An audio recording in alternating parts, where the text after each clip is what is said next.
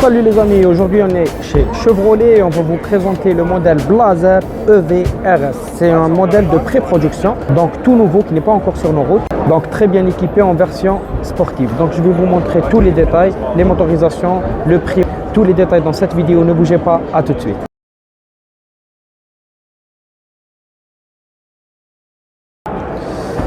Alors voici le Blazer EV. Ceci symbole que notre véhicule est électrique. Le rouge avec le noir se marient d'une manière extraordinaire. On remarque alors les feux en LED de ce véhicule, les nouvelles signatures lumineuses de chez Chevrolet avec des entrées d'air en noir brillant sur les côtés du pare-choc, la calandre en noir brillant. On retrouve pratiquement pas de plastique dans notre véhicule. On remarque qu'il y a une caméra à l'avant, en plus d'une signature RS sur le côté. Si on va sur le profil du véhicule, on va voir des grands rajouts en noir qui ne seront pas visibles si le véhicule serait en noir, bien sûr. Donc on remarquera aussi ce bas de caisse qui est en noir brillant, la coque du rétroviseur qui est en noir brillant ainsi que la couleur de la carrosserie, l'insertion du clignotant et on a une petite caméra en dessous de notre rétroviseur. On a les poignées de porte qui sont de la même couleur que le reste de la carrosserie, des petits boutons permettant d'entrer sans utiliser la clé, donc keyless, et on regarde le contour des deux fenêtres qui est surligné en noir brillant ainsi que les porte-bagages qui sont de la même couleur. Concernant les jantes, elles sont juste exceptionnelles, bicolores, donc il y a du chrome et du noir brillant dans ces dernières et pour la dimension c'est des jantes de 21 pouces. On voit les contours de roues dont je vous avais parlé en noir brillant et pour l'arrière, donc regardez comment est-ce que les vitres sont teintées ainsi que la lunette arrière et ce rajout qui est magnifique pour le spoiler de la voiture qui est en deux coloris, le noir brillant et la tôle de la voiture. On verra par l'arrière que le plastique n'existe toujours pas dans la voiture. On a des feux à LED, la petite signature avec le E en bleu qui insinue que notre voiture est électrique. Je rappelle que c'est un modèle de pré-production. Ça veut dire quoi? Elle n'est pas encore sur nos routes. Donc je vous donne quelque chose en avant-première. Elle a des détecteurs d'obstacles et pas mal de caméras à l'arrière.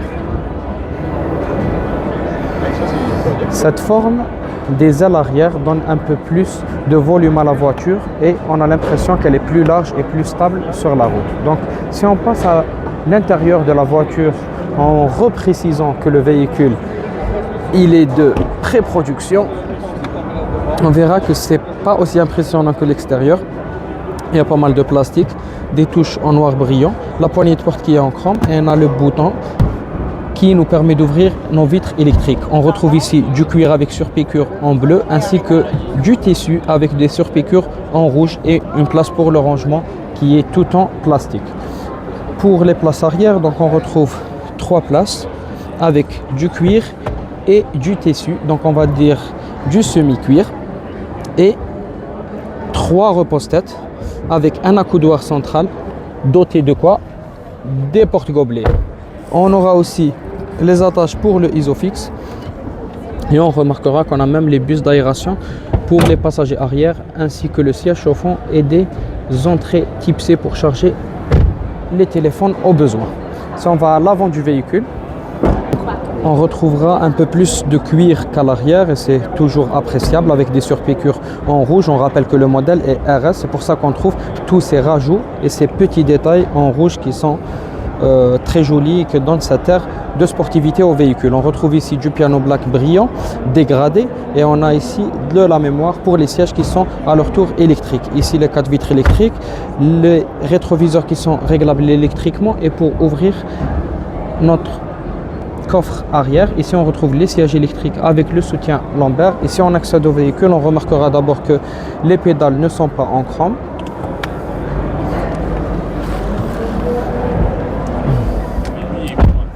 Et qu'on y est bien installé, c'est beaucoup plus spacieux que dans le Trax qu'on avait vu la dernière fois. Les bus d'aération sont trop spéciales, je trouve que c'est un peu trop quand même. trop de rouge à l'intérieur, trop de brillant dans les bus d'aération, qui ressemblent un peu, elles me font rappeler à une certaine classe A, la Sport Plus, me semble-t-il, de 211 chevaux d'il y a quelques années. Je vous mettrai une photo, vous me direz. Donc là, on retrouve des surpiqûres en bleu, en rouge, sur le cuir du tableau de bord. Ici, on a du plastique. Et là, les deux écrans qui sont très jolis. Donc là, ça sera notre compteur numérique qui est le cockpit virtuel. On a même des palettes.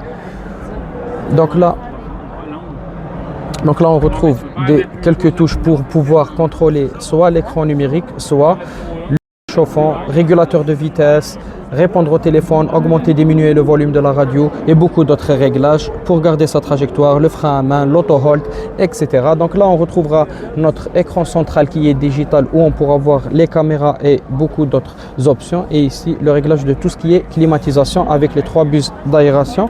On remarque qu'on pourra charger notre téléphone par induction et qu'ici, on aura donc des chargeurs type C et on pourra cacher tout ce qu'on a rangé à l'intérieur. Ici, on aura 2 porte-gobelets entourés de piano black. Là-bas, c'est un rangement et c'est ici qu'on pourra donc charger le téléphone. Ici, on a un accoudoir central, donc avec du rangement à l'intérieur ainsi que dans la boîte à gants. On va voir maintenant les performances. Alors, concernant les performances, on peut voir qu'on a une autonomie de 450 km à peu près avec une charge complète. Transmission intégrale, donc c'est un 4x4, les 4 roues seront motrices. Et là, d'autres détails que peut-être je n'ai pas mentionnés, je vous laisserai les voir en détail. Concernant la consommation, vu que la voiture est électrique, donc elle ne consommera que 2,3 jusqu'à 2,7, on va dire une moyenne de 2,5 dans chaque 100 km. Concernant le prix du véhicule, donc il est de 73 300 $, 298. Voilà les amis, c'était la vidéo d'aujourd'hui. On a vu le Blazer EV RS. Donc j'espère que le véhicule vous a plu, que la vidéo aussi vous a plu. Si c'est le cas, n'oubliez pas de vous abonner et laisser un pouce bleu, ça fait toujours plaisir. C'était tout pour moi, c'était votre fils. Au revoir.